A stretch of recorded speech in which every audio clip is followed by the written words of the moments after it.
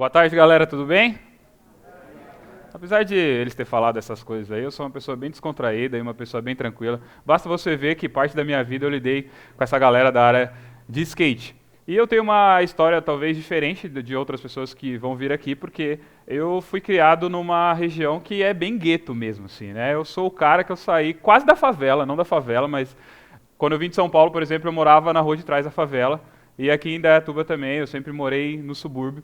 Então, eu cheguei à conclusão de que às vezes falta referência na vida das pessoas. E é isso que eu vim falar um pouco aqui, que é como 1% da população pode mudar o futuro do Brasil. Hoje nós estamos vivendo uma situação econômica caótica, uma situação de descrédito total com a nossa política e várias outras situações. Mas antes de eu falar disso, eu vou contar um pouquinho da minha história. Eu sou filho de uma professora que não é formada, na verdade minha mãe dava aula de reforço porque ela era muito boa com isso, mas nem terminar o terceiro colegial ela terminou. E o meu pai estudou até o quarto ano e ele é pintor.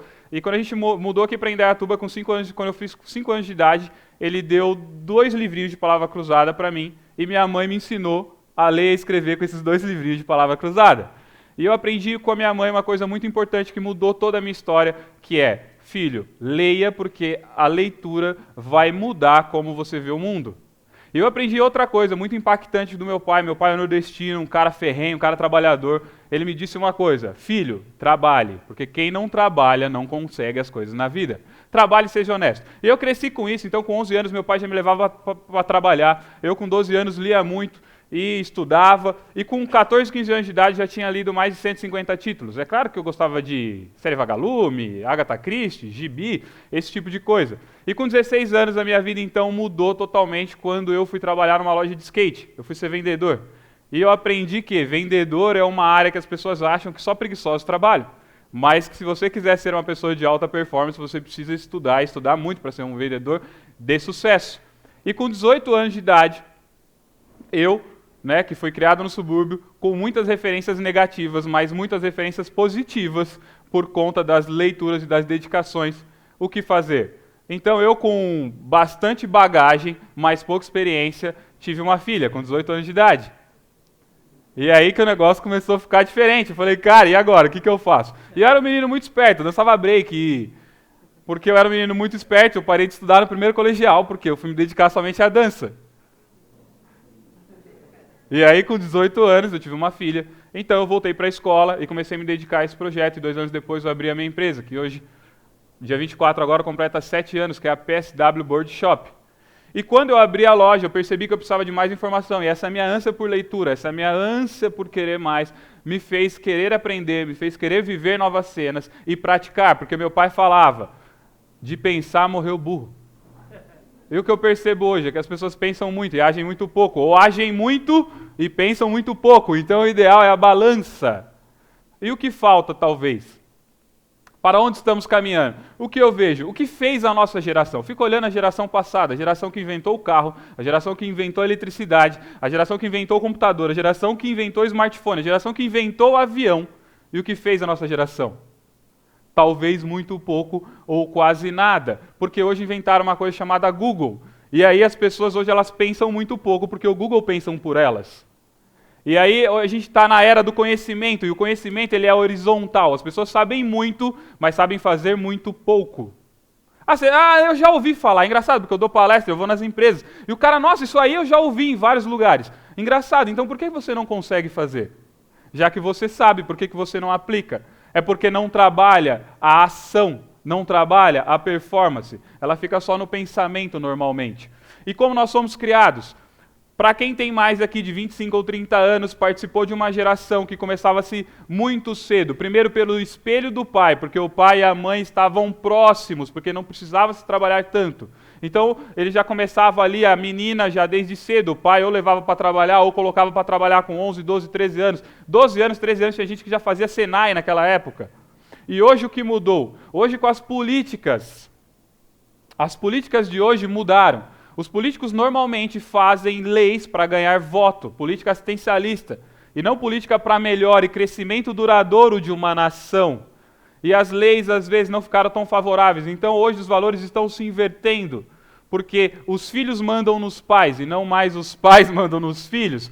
Quer dizer, o capim está comendo a vaca, né? O poste que está mijando no cachorro. É muito engraçado, porque tem um primo meu que tem um menino de 2 anos. E esse dia eu fui na casa dele, ele falou, vamos almoçar, filho. E ele falou assim, não vou almoçar, eu quero um Danone. Eu falei, por que você não leva o seu filho para almoçar? Ah, não, porque ele falou que quer um Danone. Mas quem que é o adulto aqui? Ah, mas ele não quer. Então você percebe como inverter os valores? O ensino na outra geração era totalmente diferente. O professor era a pessoa que era reverenciada, que tinha mais autoridade do que o seu próprio pai, que sua própria mãe. E no que o país ou no que a situação transformou esses profissionais? São os profissionais que talvez não sejam melhores remunerados, desvalorizados, estressados, com carga horária. Eu contratei um menino de 16 anos na minha loja, que um dia ele chegou para mim e falou, cara, eu fiquei muito triste, porque eu descobri que com 16 anos de idade, sendo vendedor e ganhando comissão, eu ganho mais do que o meu professor de geografia que trabalha em 3 horários. E como você fazer? E aí você vai fazer faculdade, o curso de pedagogia é um dos mais baratos que tem, 279 você pode fazer por ensino à distância. E é essa pessoa que vai cuidar dos filhos. Eu tenho essa preocupação com o futuro porque eu tenho 2 filhas. E eu percebo quanto falta a referência do ensino. E o que nós podemos fazer para mudar isso? Porque se eu vim lá de baixo, sem uma realidade totalmente diferente, convivendo com pessoas que já morreram, convivendo com pessoas que foram presas, convivendo com todos os tipos de pessoas, eu consegui fazer algo diferente? O que aconteceu? Qual foi a medida? E qual será o nosso futuro? Como será isso nos próximos 20 anos? Porque eu só vejo na TV que está piorando. Eu leio o Estadão, eu leio as manchetes e não vejo solução. O que fazer então? E aí, trabalhando com comércio, eu fui desenvolvendo, estudando muito e comecei a treinar as pessoas. Treinar todos os dias, porque eu acreditei num cara que era palestrante, eu sou uma pessoa de muita fé. O cara falou, você tem que treinar as pessoas todos os dias. E eu comecei a treinar as pessoas todos os dias. E eu percebi que as pessoas chegavam comigo com 16 anos, com 17 anos, aquelas coisas que elas não aprenderam na casa delas. Elas conseguiam aprender comigo pela repetição e pela mudança de paradigma, pela informação, pela experiência, porque o ensino na escola é chato, não atrai. Se você trazer para a realidade das pessoas, elas querem isso para a vida delas. E as pessoas passavam, ficavam um tempo comigo e elas iam atrás dos sonhos delas, dos objetivos delas, e com as histórias parecidas com as minhas. Então é possível mudar. E aí quando eu fui estudar coach, quando eu fui estudar PNL, eu percebi a mecânica disso, que o ser humano, ele aprende por mudança de paradigma, por mudança de crença e por repetição, para potencializar hábitos positivos, para você fazer tanto uma coisa que aquilo torne parte de você. Então eu criei um projeto que chama Marketing Custo Zero para auxiliar empresários a princípio, e aí a gente disponibiliza informações que os meus professores, os meus mestres, inclusive uns aqui também estão presentes, juntaram junto com a gente começou a ajudar pessoas, e as pessoas falaram, cara, isso aí é muito legal, porque eu percebo que as pessoas sabem o que fazer, mas elas não sabem como fazer, porque o conhecimento é universal, mas a experiência é única. E como as pessoas agem muito pouco e passam metade do dia só nas redes sociais e pesquisando coisas que não vão levar elas em direção ao sonho delas, a ação fica secundária. Então, nesse projeto, a gente começou a ver que era possível sim. E eu comecei a fazer palestras em redes públicas. E eu ia lá, 100 pessoas, 120 pessoas, a diretora falava, toma cuidado, hein, porque o último palestrante que veio aí, eles jogaram pedra, jogaram papel, pelo amor de Deus. E eu ficava 1 hora falando e eles ficavam assim, cara, eu quero fazer isso. Percebe? Eu vou pensar sobre isso. Não, eu quero fazer isso. Então, se uma reflexão pode levar à ação, imagina a repetição de um hábito, o quanto pode mudar. E é por isso que eu digo que 1% da população pode mudar o futuro da nação. E o que faz a diferença? O que faz a diferença não é o conhecimento, é o comportamento, porque o comportamento te leva a tomar atitudes e ações que te levem em direção àquilo que é correto. Então, o que falta hoje, enraizado no nosso país, comprometimento nas empresas, sejam elas pequenas ou grandes. Quem tem compromisso com o horário hoje? Quem responde aquilo que falou, promete e não cumpre? Compromisso hoje é uma coisa que ficou esquecida. Empatia, as pessoas se colocarem no lugar das pessoas, ver o lado do outro, se preocupar com o outro, respeito, proatividade. As pessoas hoje estão esperando alguém mandar elas fazerem. Eu encontro pessoas com 18 anos, com 20 anos, com 22 anos que não descobriu ainda qual é o sonho dela. E a gente está falando de uma maioria da população e não de uma minoria que tem essa oportunidade. Comunicação, as pessoas se comunicam muito mal, tanto dentro de casa, quanto com o irmão, quanto com o amigo. Né? Porque elas são egoístas e aí a comunicação não flui. E existem técnicas de comunicação, existem formas de você aprender a se comunicar legal. Se comunicar mal porque lê pouco. Eu fiz uma pesquisa e descobri que no Brasil existe 1,5 livro para cada habitante. Na França esse número é de 20. Fiz outra pesquisa e descobri que na Colômbia é 2,5 livros por habitante. Ou seja, na Colômbia existe mais livro que no Brasil, proporcionalmente falando. E que na Índia eles lêem quase 3 vezes mais do que a gente. Olha que coisa absurda. Gestão do tempo. As pessoas hoje não sabem definir prioridades. Existe pesquisa que diz que as pessoas gastam de 4 a 5 horas por dia em redes sociais, na média geral. E existe mais de 300 milhões de tablets, computadores e smartphones hoje no país. Então é um desperdício de tempo. E as pessoas dizem que não tem tempo para o sonho. É porque não tem prioridade. Então a gente pode ensinar jovens a pensarem. Gestão de recursos. Não sei se vocês sabem, mas hoje as pessoas de 18 a 30 anos, 52% da população tem um nome sujo. 52% dos jovens de 18 a 30 anos têm um nome sujo. Por quê? Porque o pai e a mãe não ensinou a gerir o recurso. Eles não têm dificuldade porque o pai e a mãe dão tudo. Essa é a realidade, porque na outra geração era comum você chegar com 18, 20 anos e ter recurso, e ter poupança. Quem poupa hoje? Quem poupa hoje? Então eles não sabem administrar o recurso. E isso causa um estrago na nossa nação. Porque não sei se vocês sabem, mas cada R$1 investido na economia movimenta até 10.